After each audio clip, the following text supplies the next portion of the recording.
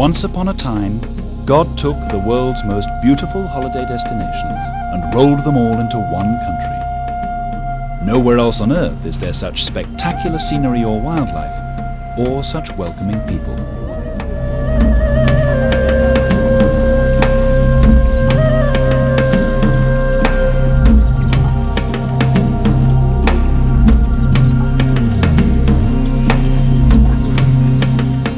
A journey through Kenya is unique, so much so that it has its own word, safari.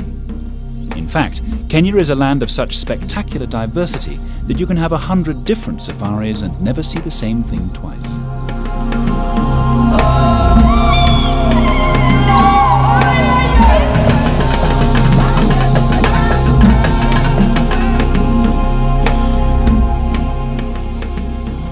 Where to begin? Kenya has always been famous for its wildlife. In 59 game parks, you'll encounter a greater variety of birds and animals than anywhere else in the world.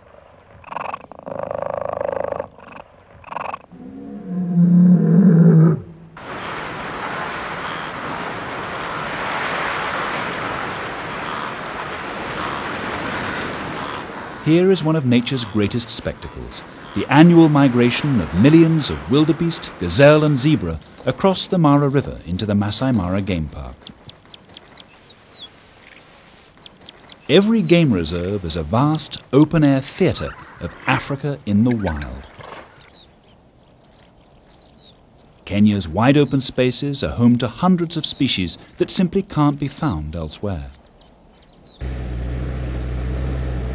Kenya offers far more than a quick trip for the backpacker with a checklist. Many of the more exclusive lodges offer game drives for just 1 or 2 people. How often do the elephants come down to the dam? They just walk one night, they don't stop.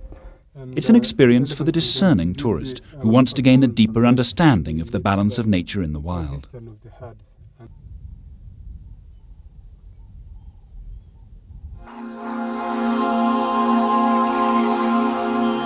Kenya is also a paradise for bird watchers.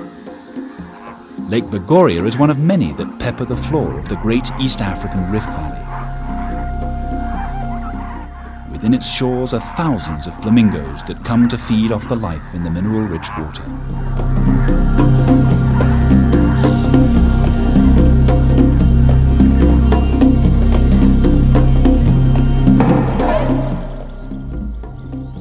To the north, Lake Baringo is home to several lodges that offer walking safaris for bird enthusiasts who come here from all over the world. We are in north-central Kenya. This region is called Baringo. Baringo is very unique because we have 450 species of birds found on these rocks.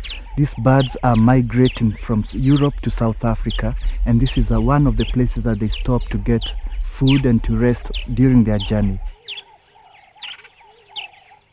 It is such an exciting place to come and see the bird life available, and there are some birds that are unique to only Baringo.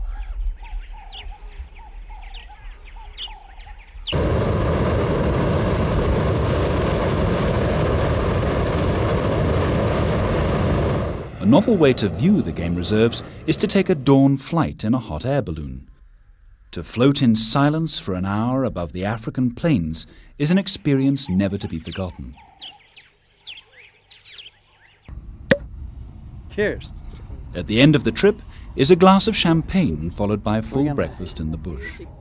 Cheers, everybody. Cheers. I've never seen a country so conducive for ballooning as it is here. We came today over the Mara River, and we had the hippos, the crocodiles, a lot of giraffe, a lot of animals down there. So not every day is different. That's what I like about it. Every day is different.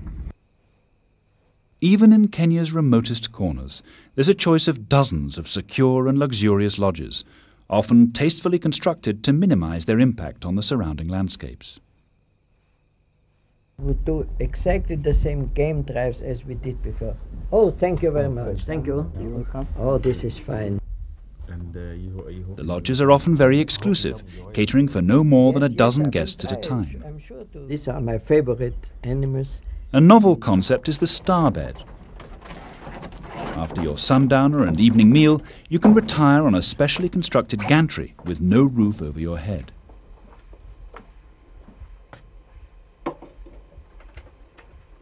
The mosquito netting is transparent enough to leave you with a breathtaking view of the African night sky.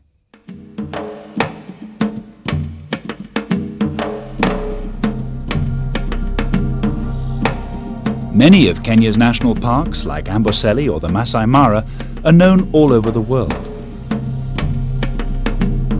But there's one that's unjustly obscure. Most of what you can see elsewhere in the country can be found here in Nairobi. It's the only park on earth with this kind of wilderness, just 20 minutes drive from the center of the capital city.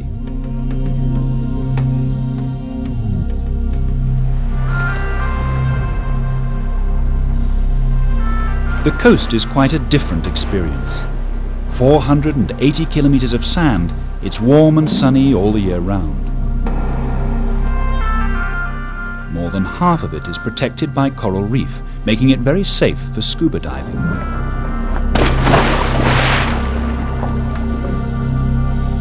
There are national parks here too, but they're underwater.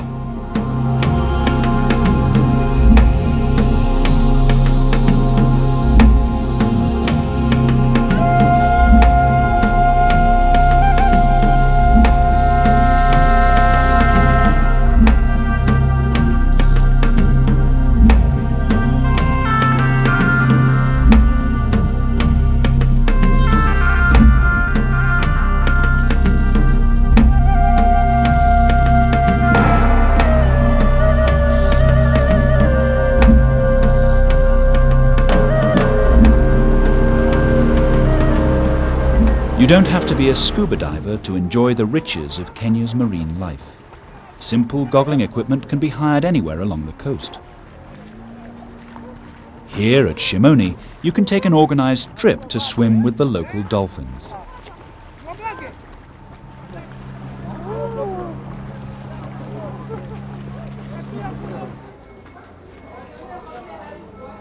The main town on Kenya's coast is Mombasa. Its oldest quarters date back at least 700 years.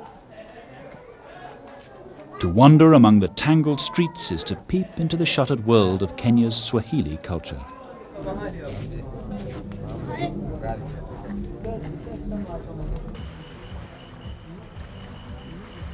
After dark, there's a unique culinary experience. Only in Mombasa can you eat a gourmet meal on an Arab dhow as it snakes around the harbour.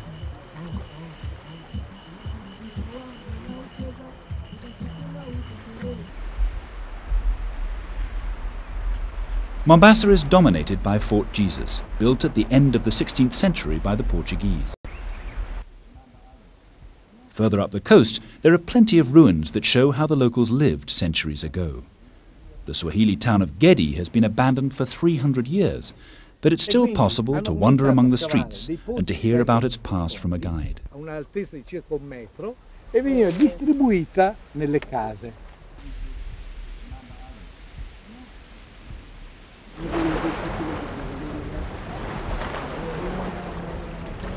Further north still is Lamu, an old Arab trading town famous for its deliciously indolent atmosphere. Here you can spend hours strolling along the waterfront or just watching the town go by.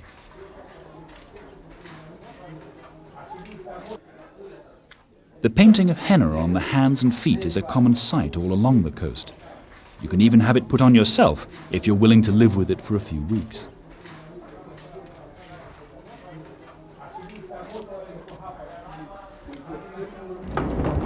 This is quite heavy. The Kenya coast offers far more than a lazy fortnight on the beach. Deep-sea fishing is one of several water sports for experts and beginners alike.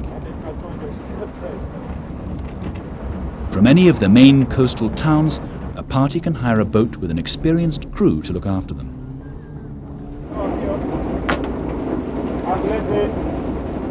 Wow.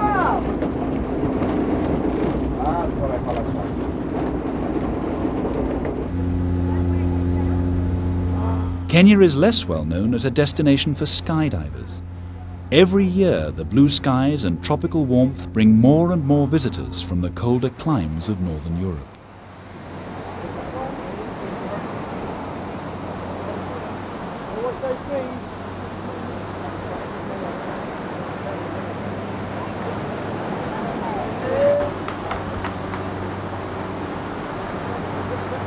It's beautiful, it feels so open. You jump out and there's the blue of the sky and the jade green of the sea. You can actually feel the air get warm about 4,000 feet. It suddenly gets warmer.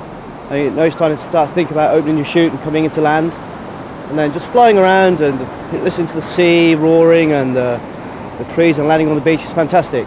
And the Kenyans are going for it now. They're winding it up in the last lap. Kenya's high mountain ranges have given birth to many of the finest athletes in the world. These big open landscapes are great for horse riding all the year round. Tumbling down from Kenya's mountains are dozens of rivers that are perfect for whitewater rafting. Once you've summoned the courage to try it once, it's hard not to go back just one more time. At first I thought I was going to be very scared, but then I had a lot of fun down the way, so I'd do it again. Left! Left! Full right!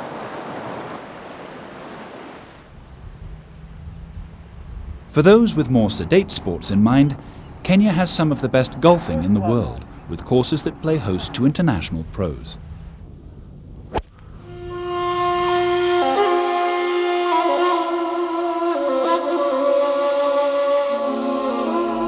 A few days of vigorous rambling will bring rewards of a very different nature. Here on the slopes of Mount Kenya is an ecosystem unique to a landscape of high altitude on the equator.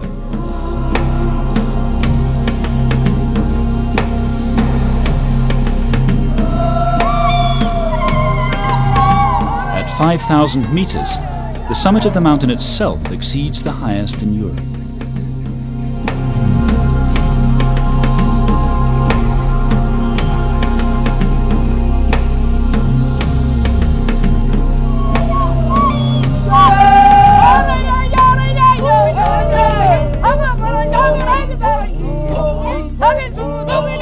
Should you seek a unique cultural experience, you'll find in Kenya cultures as rich and diverse as the country's sporting attractions. Many lodges and hotels offer traditional music and dance, celebrating time-honored rituals that have been practiced for centuries.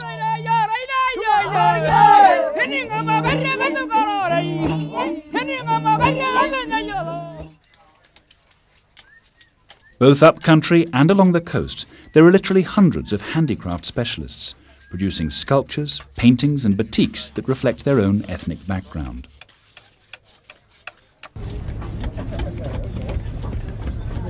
Much of what they produce is purely ornamental, but there's also a great deal with a practical domestic use. Either way, if you're prepared to haggle, there's certainly no shortage of souvenirs to take home.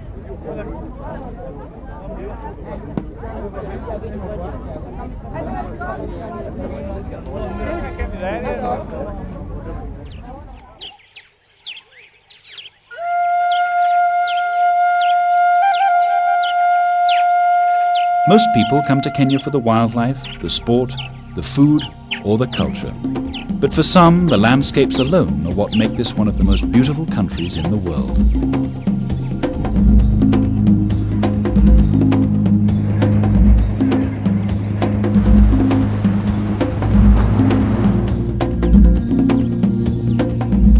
Whatever their tastes, Kenya is a land of such endless variety that it draws visitors back again and again.